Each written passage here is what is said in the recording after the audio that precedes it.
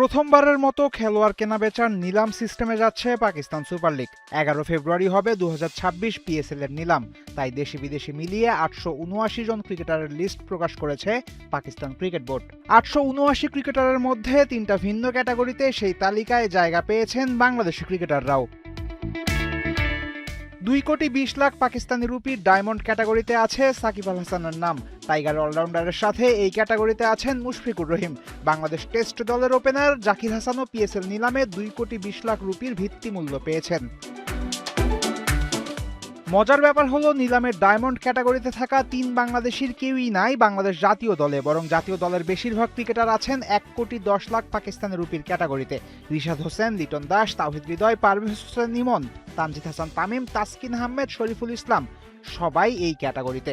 বিদেশি ফ্র্যাঞ্চাইজি লিগের এই ক্যাটাগরিতে আছে ইয়াসির রাব্বি, রিপন মন্ডল, মাহমুদুল হাসান জয়, মাহফুজুর রাব্বি, জিশান আলমের মতো ক্রিকেটাররাও। ৬০ লাখ পাকিস্তানি রুপি ভিত্তিমূল্যের ক্যাটাগরিতে আছেন সর্বোচ্চ ২৫ জন বাংলাদেশি ক্রিকেটার। বিপিএল মাতিয়ে এই ক্যাটাগরিতে জায়গা করে নিয়েছেন আব্দুল গাফফার সাকলাইন, আছেন আলিস আল ইসলাম, আহরার আমিন, রাকিবুল হাসানের মতো জাতীয় দলে অভিষেক না হওয়া ক্রিকেটাররা। একই ক্যাটাগরিতে জাতীয় দলের ক্রিকেটারদের মধ্যে জাকের আলী অনিক, সাইফ হাসান, নাসুম আহমেদ, তানজিম সাকিবরাও আছেন। এমনকি নাসির হোসেন, সাব্বির রহমান, রনি তালুকদাররাও জায়গা পেয়েছেন পিএসএল এর নিলামে। এবার পিএসএল হবে ৮ দলের। প্রতিটা দলকে ১৬ থেকে ২০ জনের স্কোয়াড বানাতে হবে, যেখানে বিদেশি ক্রিকেটার কেনা যাবে ৫ থেকে ৭ জন। প্রতিটা দল নিলামে সর্বোচ্চ ৪৫ কোটি পাকিস্তানি রুপি খরচ করতে পারবে। একই সাথে ডিরেক্ট সাইনিং বিদেশি ক্রিকেটারের জন্য বরাদ্দ থাকবে ৫.৫ কোটি পাকিস্তানি রুপি। নিলামে বিক্রি হওয়া প্রতিটা ক্রিকেটারের দলের সাথে চুক্তি হবে ২ বছরের জন্য। পিএসএল এর ইতিহাসে বছর বছর খেলেছেন একাধিক বাংলাদেশি ক্রিকেটার। গেল আসরেও ছিল টাইগার ক্রিকেটারদের প্রতিনিধিত্ব।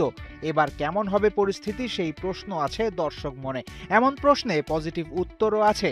আইপিএল এর সাথে হবে বলে পিএসএল এ তারকা ক্রিকেটারের উপস্থিতি এমনিই থাকবে কম। তার উপর আছে রাজনৈতিক কারণে আফগান প্লেয়ারদের পিএসএল বর্জনের ডাক। তাই এবার বাংলাদেশি ক্রিকেটারদের চাহিদা বাড়তে পারে আগের চেয়ে বেশি। মুস্তাফিজ তো আছেনই, রিশাদ সাকিবদেরও ডাক পড়তে পারে নিলামে। পেসারদের মধ্যে তাসকিন, শরীফুল, হাসান মাহমুদ, তানজিম সাকিবদের জন্য কারাকারি হতে পারে নিলামে।